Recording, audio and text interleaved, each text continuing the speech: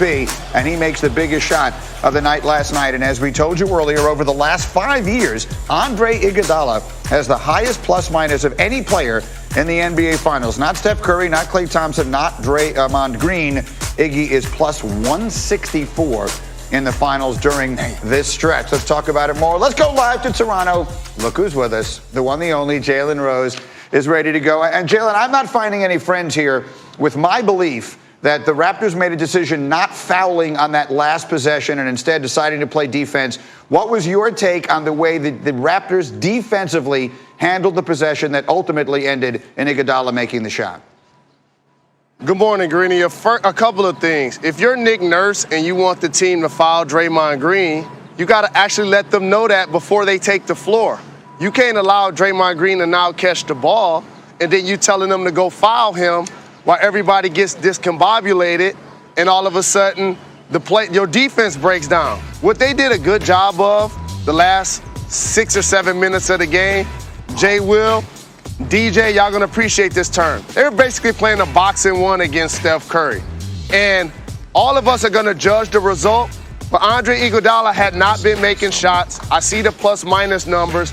You want him to have the shot, you just don't want him to be that bare and that wide open. So if you're the Toronto Raptors, play straight up D. Deny Steph, play the percentages, run late at Andre Iguodala, and you live with the result. Fortunately for the Golden State Warriors, he actually knocked down the big shot. Once again, no one agrees with me. Further proof that my genius will not be fully appreciated until after it's time. Okay, let's go on in the series. Jalen, huge win for the Warriors. I know you believe that Draymond was a big reason for it. Why is that? Because, Greeny, he represents a level of leadership, toughness, and tenacity that doesn't always show up in the box score. It's one thing to say you're going to cut Pascal Siakam's water off after he has 32 points.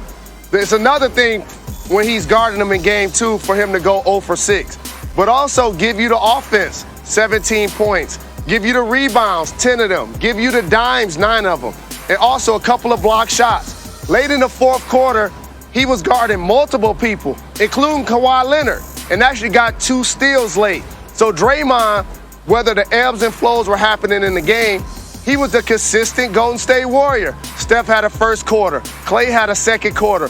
Boogie had his moments throughout the game, and he had a double-double. But Draymond Green was the consistent Golden State Warrior that helped drive their victory. And they're dropping like flies around him. So let's talk about Klay Thompson here. He doesn't play the last 8 minutes. He's got a hamstring.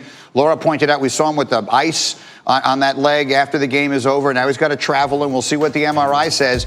What is your amateur doctor's take on what you see in that injury and what impact it's going to have? Being born in 1973, Greeny, I always had irrational confidence like I was going to the NBA. So I used to sign my autographs Dr. J even when I was like 7 or 8 years old. I would not play Klay Thompson in the next game because you got to anticipate a long series. You can't put him back out there. We saw this happen with Andre Iguodala. He got hurt, and then at the end of the first game, he was hobbled. You got to allow Klay to get back 100%. That's why winning this game is so very important. You don't have to be pressed. You want him to be at full strength. He has to guard Kawhi Leonard. He has to be a knockdown shooter with the Splash Brothers. And I know Andre Iguodala made a big-time shot. But you living with that. You want Draymond Green to shoot threes. If you were in the arena, people not talking about the fact that the Toronto Raptors were on a 10-0 run to close the game. And the only shot that the Golden State Warriors made was the one that Andre Iguodala hit. So we can't act like what the Raptors were doing late didn't work. You just got to give him credit for stepping up and making the shot. I'm completely with you. And that's such an incredibly important point. And we brought it up a little bit earlier here as well. And that is that where they are in the series now plays such a huge role in the way the Warriors can handle this. If they're down 2-0, you've got to put Klay on the floor if he can walk, and you've got to put KD on the floor if he can walk. But now that they're 1-1 and they have a little wiggle room, do you expect to see either of those guys Wednesday night? I do not expect to see either of those guys. Based on exactly what you just said, I love the ebbs and flows of NBA playoff basketball. I remember a gentleman named Damon Jones who felt like the Toronto Raptors would lose in the first round to the Orlando Magic, okay? Now they're in the NBA Finals. So each time somebody wins or loses a game, everybody overreacts.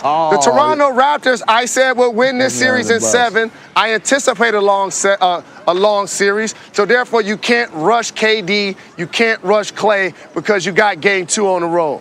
All right, we have agreement on that, and DJ is appropriately hanging his head in shame. Hey, Jalen. All right, Jalen, I want to run the floor. Take you through a couple of other storylines from last night. Golden State using a 20-0 run, 18-zip to start the third quarter. What stood out most to you?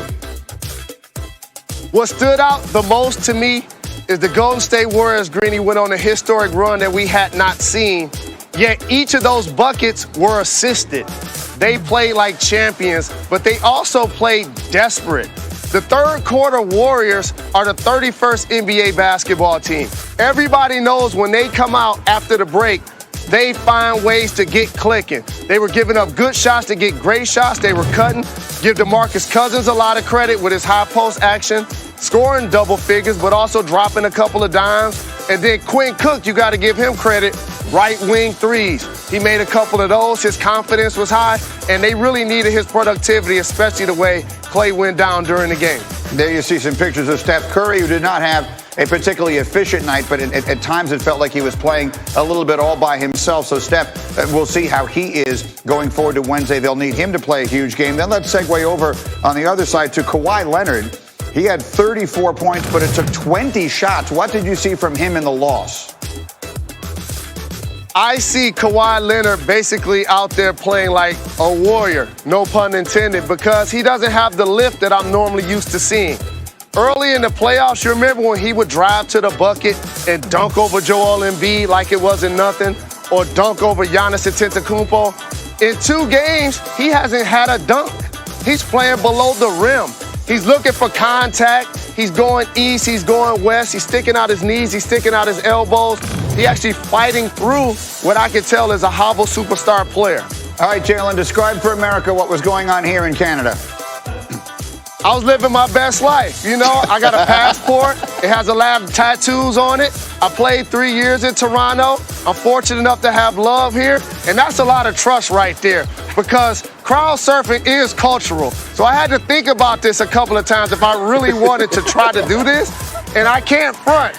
I didn't want anybody to touch my hair and then somebody put a hat on me. Somebody else was trying to pull my pants down. Somebody else was reaching in my pocket. Somebody else was tickling me. But the other 19,000 people did nothing but show love. So I was really happy about the opportunity to be able to crowd surf. Living your best life. I appreciate your calling it cultural. I can assure you I want no part of it myself. Yeah, me neither. We are all desperately seeking the GoPro video as we speak. Very quickly, Jalen, I just want a very quick take from you, meanwhile, on the boxing from Saturday night, because while we were all talking about the basketball, there was a monumental upset in the heavyweight division on Saturday night. Andy Ruiz Jr.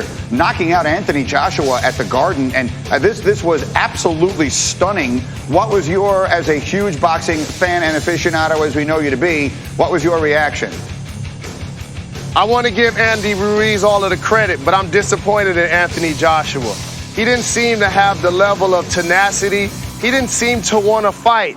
And as somebody who's 46 years old and fights the days to go to the gym, because when I'm out of the shape, I'm built like a kangaroo.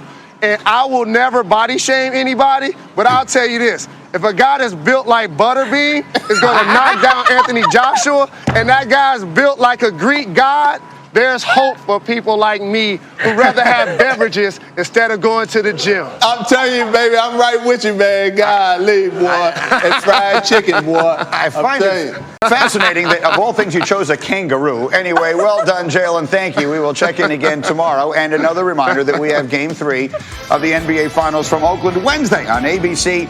It's also available on the ESPN app, so you can watch from anywhere. Series, of course, tied at a game apiece. Coverage starts with NBA Countdown, 8:30 Eastern Time.